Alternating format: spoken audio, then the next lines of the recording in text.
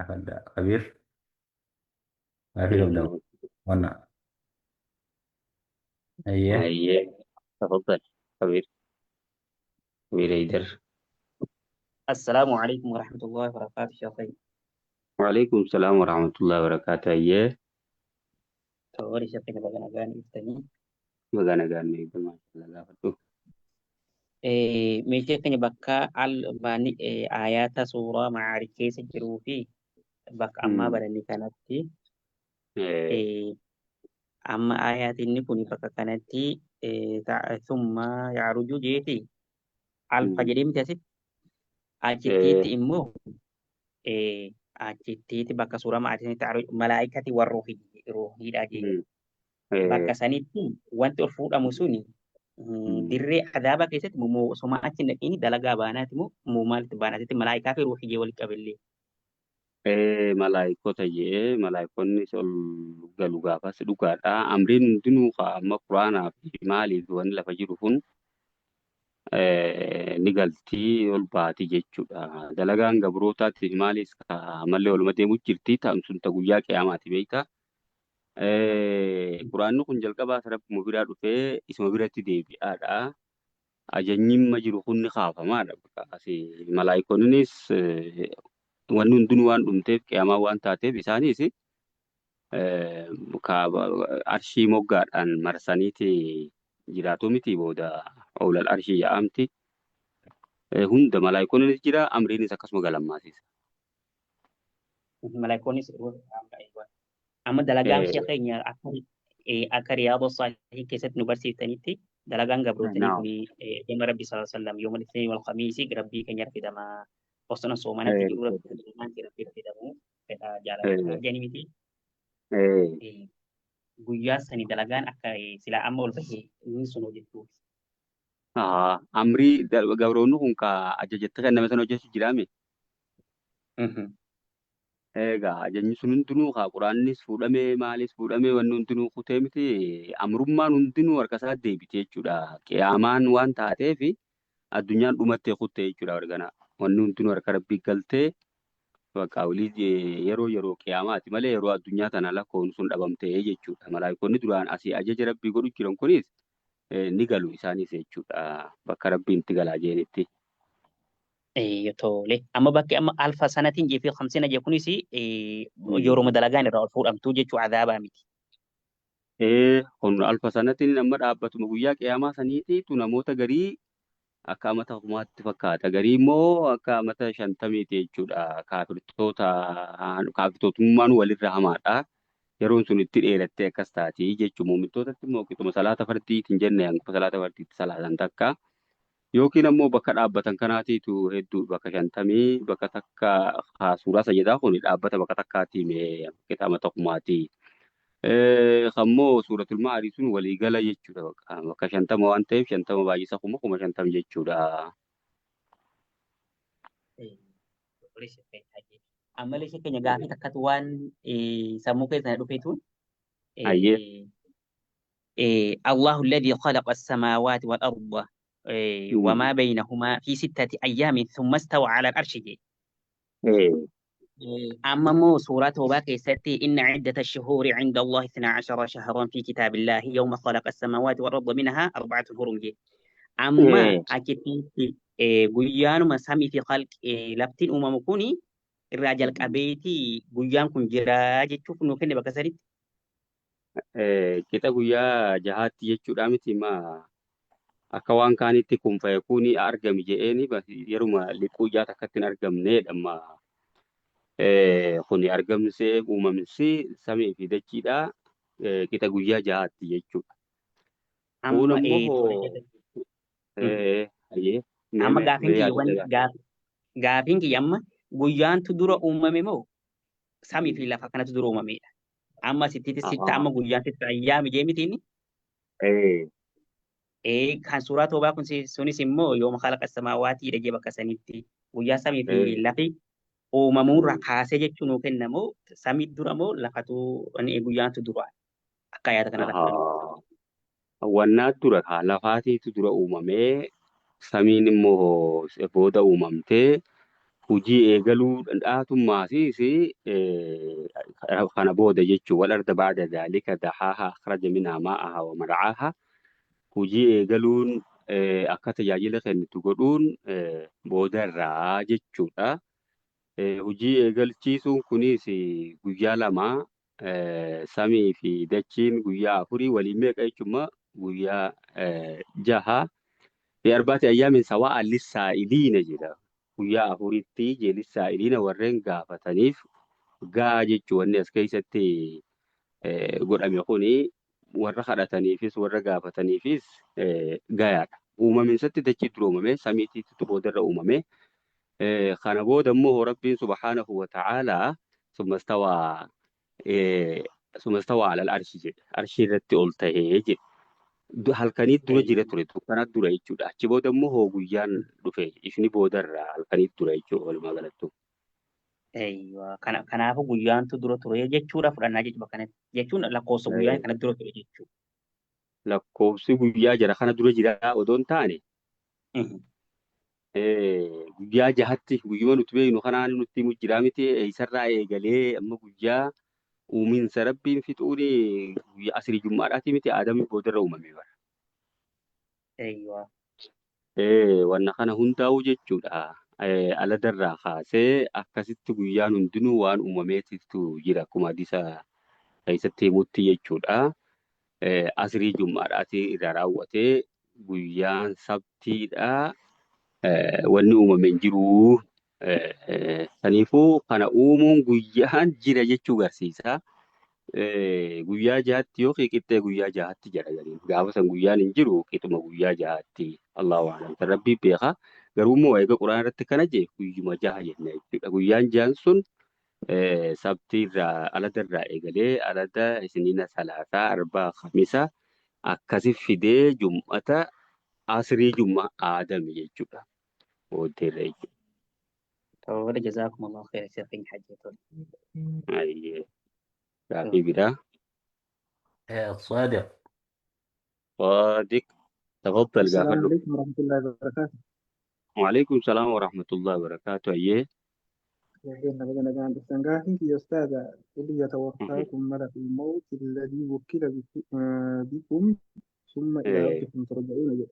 أما ملك الموت يمكن أدم وحي يروه لما آدم تنهم دفوت أما غرغارة قبا وكنا أعوانك أبا حتى إذا توفتهم رسلنا جابيت لما كبراتي آياتوتا هدو غيزتي warri ruuhi fuudhan kun hedduu ta'uu agarsiisa. Acwaana qaba jedhan gargaartota jechuun nummaanuu inni boodarra bakka hoggaa isaan keessaa guuranii fixan hokkee hoggaa isin geesse akkasitti fuudha. Malakul mawtiin kun jechuudha.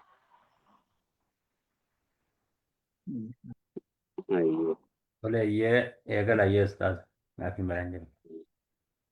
أعوذ بالله من الشيطان الرجيم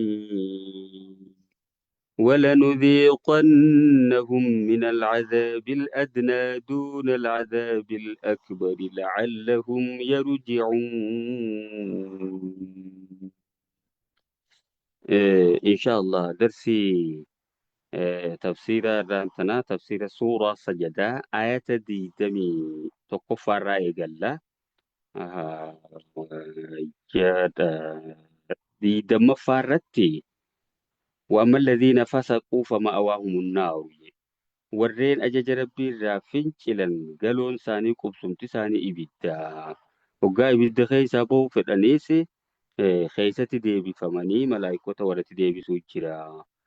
Zuuquu cadaaba naari alladhii kuntum bihi tukadhibuuna jedhamaan adaba ibiddaa kanii kijibsuu turtan san dhandhamaa jedhamaanii jedhe kun amma akhiratti addunyatti hoo dhiiroo ayee kanuma akhiraa san qofa moo addunyaa wani jira waan ju'u amma rabbiin kun subhaanahu wa ta'aalaa akkana jaa walanuziiqannahum ayee faasiqtoota san ni dhandhamsiifna kaafirtoota san ni dhandhamsiifna min alcadaabil adnaa adaba xiqqaarraa dhandhamsiifna addunyaa keeysatti duuna alcadaabil akbariyaa adaaba guddaa sanii asitti jechuu guddaa akhiraa sanii asitti xiqqaadhaan dhamsiifna la'allahum yarji'uunaan akka isaan deebi'aniif jecha maalirraa jallina isaanii sanirraa jechuudha hikmaa duuba jira rabbiin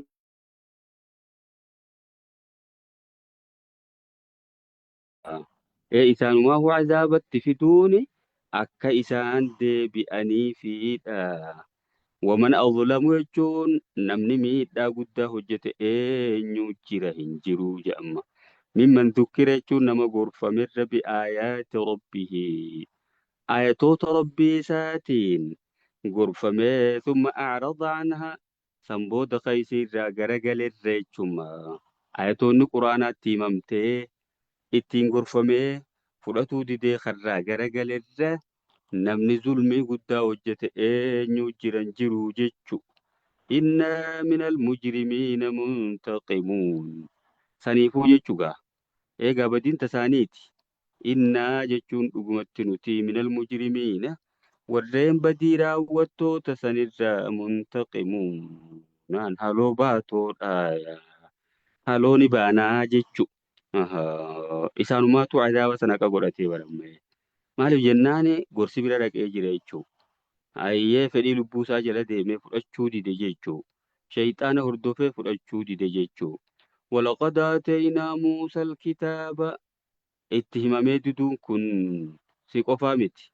Kunoo Muusaa illeen akkuma kee kana kitaaba kennamee ture jechuutti magaa Rabbiin. ولقد آتينا موسى الكتاب يجون موسى الكتاب كما توراة سنخنني فلا تكن جتشون انتهن في مرية شك غيزة يا محمد من لقائه كنما موسى كنم تسن الراجة سمي خيستي إيجا موسى أركيت للا قافا معراجا سن أي موسى صلاة شنتمت تخنمي gara salaata shaniitti kadeeffamu sababa isaatti ilaama. Falaa takun jechuun hin ta'in fi miriyyatin shakkii keessatti hin jiraatin min liqaa'ihi Muusaa qunnamuu sanirraa waja'alnaahu jechuun kitaaba sanni goone jedha. Amma damiirri Muusaa deebuus ni ta'a kitaabatti deebuufis ni ta'a. Marjiicni damiiraa bakka lamaaf kamalu yoo ta'e har'a dhihootti irra deebi'u. deebi'aa jenne akka warra usuulaatitti jechaadha. Waja'alnaahu kitaaba Muusaaf kennine sanni goone hudan jechuun qajeelloo goone. Hudan jechuun qajeelchaa goone jechu. Haaddiyan jechuma. Hayyee karaatti garsiisaa libanii Israa'iil jechuun ilmaa Yaaquubiif jedha. Waja'alnaahu Muusaa jechutti deebisuun ni ta'a garuu irra caalaanii kitaaba deebisuudhaan waja'alnaa jechuun ni goone minhum banu Israa'el sanirraa a'immatan hayyu duree jechu imaamman yahduuna jechuun nama yaaman yahduuna jechuun kan nama qajeelchan bi'amrinaa jechuun yaa ajaja keenyaan jechuma isaanumaa imaammantu jira warra ummata kana gartee daawaatti godhan lammaa sabaruu isaan obsinaan jechu obsinaan rabbiin a'immaa godhee barammaraa. Hayyee karaa qajeelloo kana uummatatti garsiisu barammaraa. Hayyee obsinaan waa hedduu keessa dabran ammalaa. Hayyee Fir'aunilleen isaan gabroonfatee ture jechuudha. Hayyee waja'alnaa minhum a'immatan yahduuna kanama qajeelcha yookiin kanama yaaman bi'amrinaa. Ajaja keenyaan lammaa sabaruu isaan obsinaan akkas goone.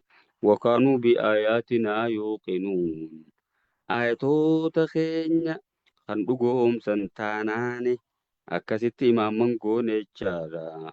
Inna rabbaka dhugumatti gooftaan kee yaa Muhammadu yafsilu baynahum jidduu gabrootaatti ni murteeysa gargar adda baasa jechu yawmal qiyaamati guyyaa qiyaamaa ni murteeysa fiimaa kaanuu fiihi yakhtalifuun waan isaan wal dhaban kana keessatti fariiqun fil jannati wa fariiqun fis sa'iir amma muumintootaa fi kaafirtoota jidduutti murteessa jechu. Hayyee kaafirtoonni warra adaabaa muumintoonni immoo warra jannataa. Kaniifuu gartee gaa akkanatti hafuun teessuudha baramma dubbiin. Awalam yaadi lahum sa mushriktoota warra makkaa kanaaf hin ifne jechuu. Awalam yatabayyan lahum isaaniif addan baane jechaadha. Ahaa.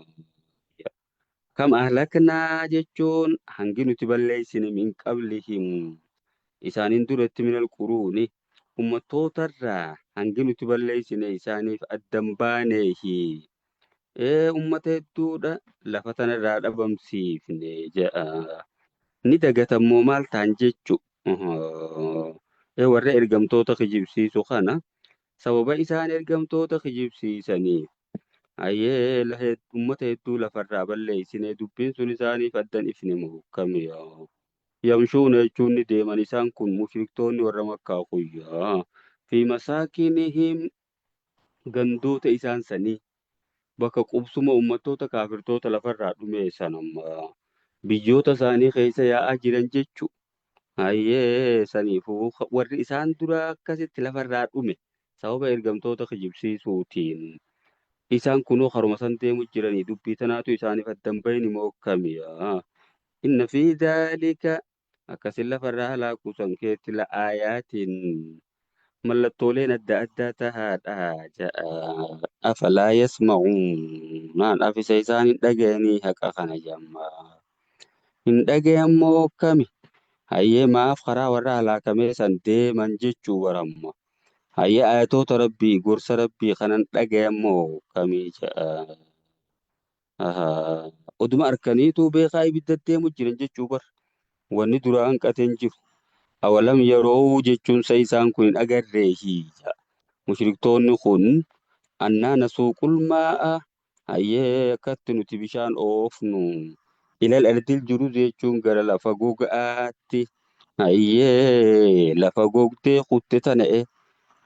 Lafa ifiifuu gartee qaafilaal duwwaa taatee jirtu. Gara saniitti oofneeti fanukhriju bihi bishaan saniin ni magarsinaa zar'an.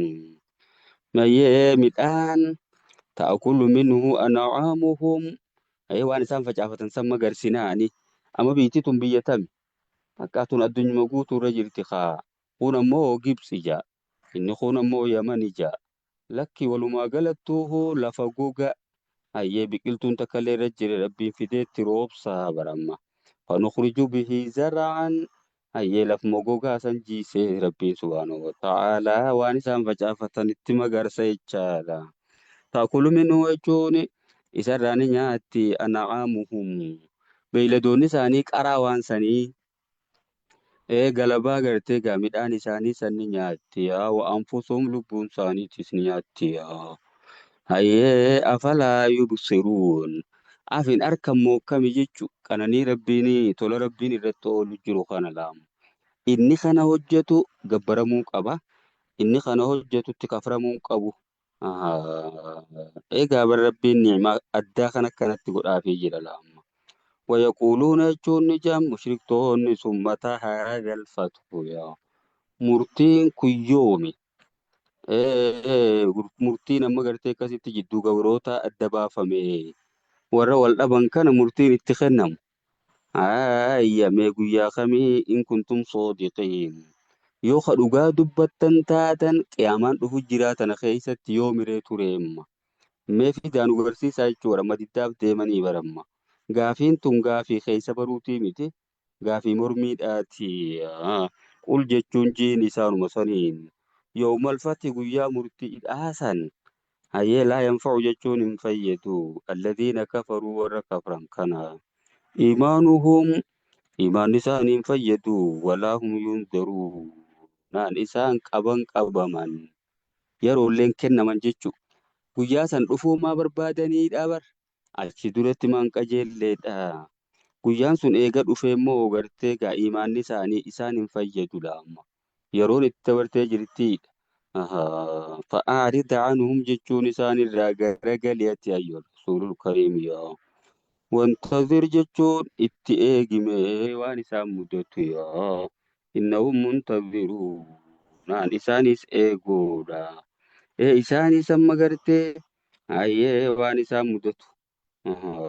Yookiin sittu sumattuu eegu jiranii jechuu warra. Reeybal manuuni dhufa du'aa eegu jira laamma. Ayyee muslimtoota kanatti maasis hamtuu eegaa jiran isaan kun yoo. Ayyee atis meetti eegi waan isaan mudatu irraa garagaliifiin hin rakkisinii jedhe rabbiin subhaanahu wa ta'aalaa. Dandeettii rabbiitiin gargaarsa rabbiitiin tafsiira suuraa sajadaa asirratti raawwanne kanatti aansuudhaan suuratul ahzaabii boqonnaa al-ahzaab jechuun waa'ee tuuta kaafirtootaa. Ayyee kaafirtoonni madiinaa dha'uu irratti ergamaa fi sallallahu alaihi wasallam hordoftoota isaa madiinaa keessaa ni dhabamsiifne jedhanii irratti gamtaawan ammalaa. Warri makka jiru ka Qureeshii sunii fi ayyee Yahudaan achi keessa jirtu taa'isa ergamaadhaan aaddii qabdulleen aaddii diigdeetti seente waliin. Ayyee gamtaa sani tuuta kaafirtoota suuraa tana keessatti dubbatama saniifu suuratul ahzaabi. Suuratul ahzaabiin suuraa madaniyyaa suuraa madiinatti buute. Bismillaahi irrahmaani irrahiim jenneetti qaraanaa. Yaa ayyuhan nabiyyu jechuu yaa nabiyyicha jee rabbiin subhaanahu wa ta'aalaa. Ittaqillaaha jechuuni rabbi sodaadhu sodaa rabbii tarra jirtu tanarratti gadi dhaabbadhu jechuun amriin kun dawaamaaf jaan ergamaan rabbi sodaatu jechuu odoo hin taane ayyeeddum jechu alaa taqwaahu jechuun sodaa rabbii irratti gadi dhaabbadhu jechaadha.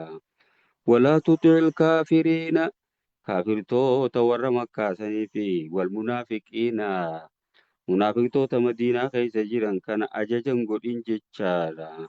Isaan kun akka ati faallaa shari'aa deemtu barbaadu ajaja isaaniin godhinii jedha.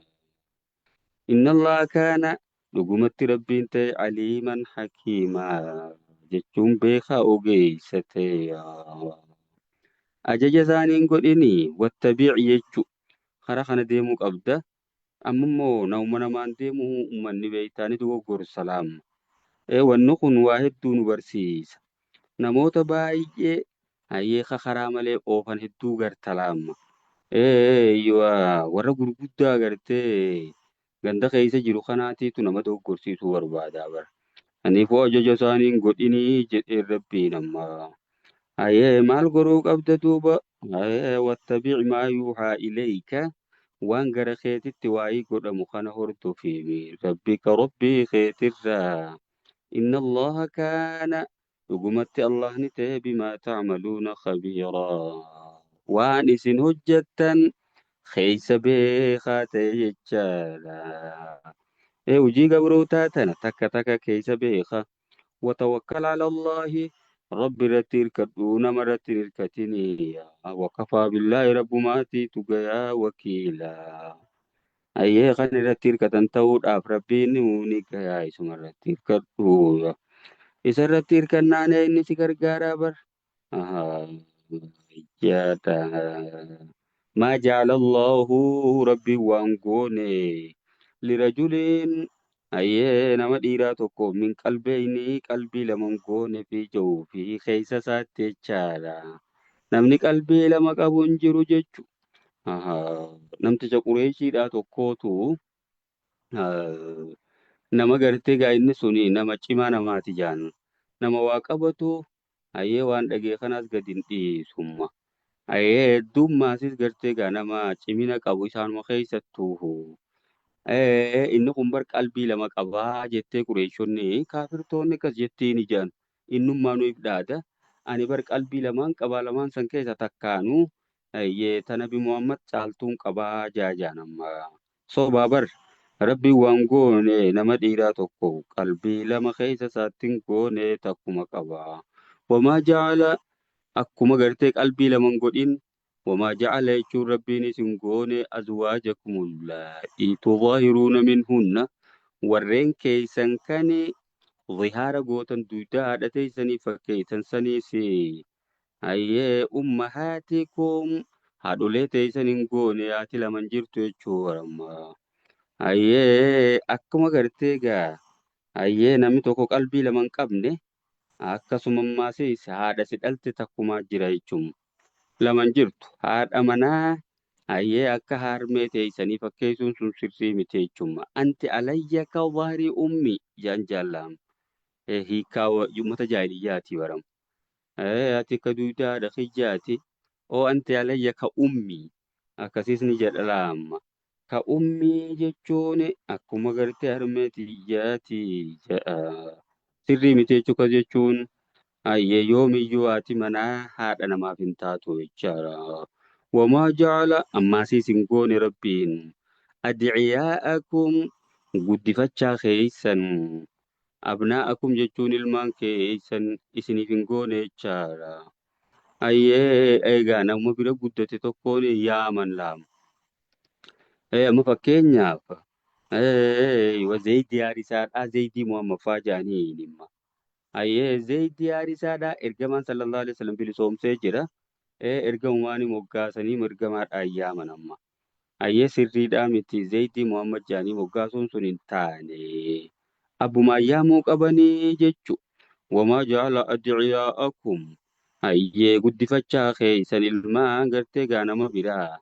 Kan isin guddifattan sanii isin goone abnaakum ilmaan keeysan hin goone. Akkuma namni tokko qalbii lama hin qabne.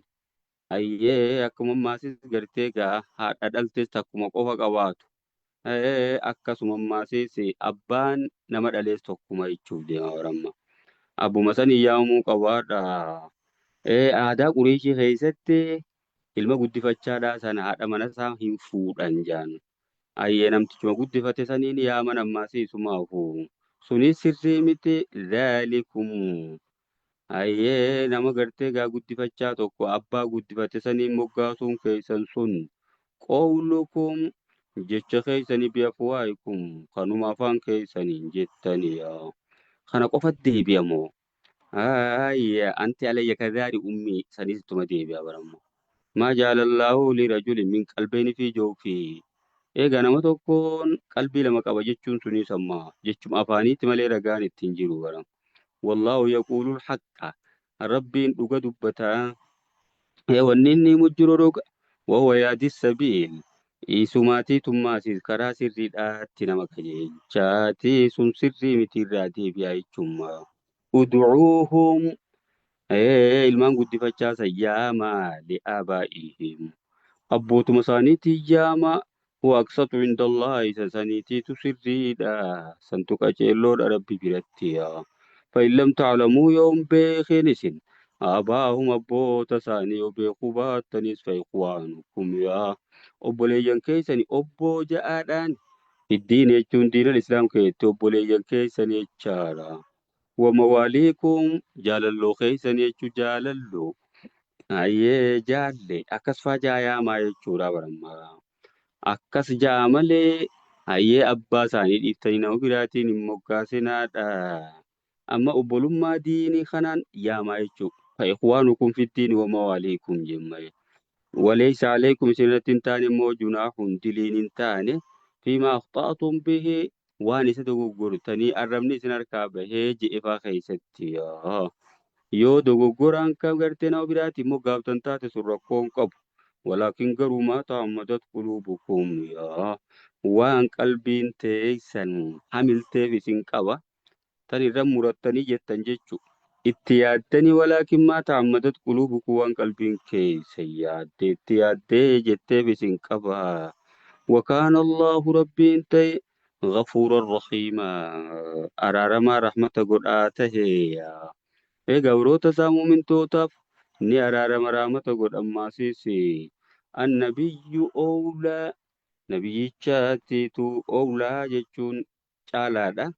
بالمؤمنين يجون مؤمن توتا إساتي تريفة من أنفسهم يا أي النبي نبي جات أولى أي رفة الرجال بالمؤمنين يجون مؤمن توتا من أنفسهم لبو ثاني الرجو أي لبو ثاني أم تتسان ججير كمان صلى الله عليه وسلم وان خير تسان جججارا أي إرجمان ما سيسي warra gartee ilmaan ibboota dhiisee du'e yoo liqiin irra jiraatte ayyee fa'ilayya jedhan bootalaa ayyee liqii san naaturraa galchaa ilmaan isaa sanillee naatu isaa guddisaa Ayee amriin isaa gara keenya deebiti jaan akkas takka gartee gaa uummata isaaniitiif yaadda'anii bari isaan.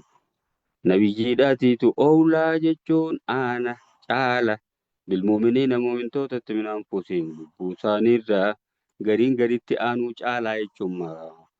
Isaan lubbuu fiirra jaalachuu qaban. Ayyee ilmaan fiirra isaan jaalachuu barbaachisaa. Ayyaa wazwaajuhu jechuun warreen ergamaatiisiyaa. Ummahaatuhum haadholee isaaniitii kabaja keessatti isaan fuudhuun haram ta'uu keessatti. Hayyee ilaaluufaa miti kophuun bahuu keessatti miti jechuudha. Kophuun bahuun akkuma dhalaa biraa haraamimma. Laaluunis akkasuma jechuudha. Isaa saaltumuun nama ta'an fasaaluun namni waraa hijaabiin jedhu. Sunuu isaan keessa buutee bar. Hoggaa waan tokko meeshaa tokko isaan gaafattanillee dahoo duubaan girtoo duubaan gaafadhaa jaa. Kanaafuu magaa isaan fuudhuu fi hayyee maal keessatti kabajni isaanii dirqama ta'uu keessatti haadholumamma.